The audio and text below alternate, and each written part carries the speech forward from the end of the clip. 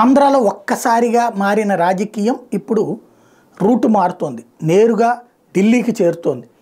పవన్ కళ్యాణ్ 1/3 సీట్లు తెలుగుదేశం పార్టీని అడిగారు. నెంబర్ 1 అంటే 1/3 అంటే దగ్గరగా 60 సీట్లు అడిగారు. అది తేలలేదు. ఈ లోపుగా 2 సీట్లు చంద్రబాబు నాయుడు గారు అరకు పాడేరు ప్రకటించారు కాబట్టి దానికి ప్రతిగా ఈయన రాజోలు రాజానగరం ప్రకటించి కార్యకర్తలకు జోష్ నింపారు. ఇప్పటిదాకా ఏంటి తెలుగుదేశం పార్టీ ఎట్ట చెప్తే అట్ట నడుస్తున్నాడు మా నాయకుడు, మనకిక లేదా స్వాభిమానం లేదా ఈ టైప్లో ఫీల్ అవుతున్నటువంటి కూడా ఓ జోష్ నింపారు.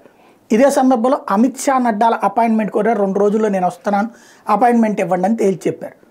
ఇప్పుడు మరి భారతీయ జనతా పార్టీకి సీట్లు ఇవ్వాలంటే తన వాటిలో నుంచి ఇస్తారా, లేకపోతే తెలుగుదేశం పార్టీ వాళ్ళకు కూడా ఓ 15, ఎందుకంటే వాళ్ళు క్రిందసారి 14 అన్నారు, అందులో ఒకటి తగ్గించారు. ఇప్పుడు భారతీయ జనతా పార్టీ జాతీయ స్థాయిలో గ్యారంటీ అధికారంలోకి వచ్చి మరి అప్పుడు వాళ్ళకు 15 కావాల్సి ఉంటుంది. అప్పుడు వాళ్ళకు కూడా ఇస్తారా? ఇప్పుడు అమిత్ షా దగ్గరికి వెళ్తున్నటువంటిది అయితే పవన్ కళ్యాణ్ పొత్తులకు సంబంధించి స్పష్టత కోసం ముగ్గురం కలిసి వెళ్దాం అన్నటువంటి స్పష్టత కోసం. ఒకవేళ భారతీయ జనతా పార్టీ మేము ఒంటరిగానే పోటీ చేస్తామంటే ఇప్పుడు తెలుగుదేశం పార్టీ మీద ఎట్లాంటి దూకుడు ప్రదర్శించారో అట్లాగే భారతీయ జనతా పార్టీ మీద దూకుడు ప్రదర్శిస్తారా, లేకపోతే కనుక తెలుగుదేశం పార్టీ వింటలేదు కాబట్టి భారతీయ జనతా పార్టీ జనసేన కలిపి వెళ్దామంటారా తేలాల్సి ఉంది.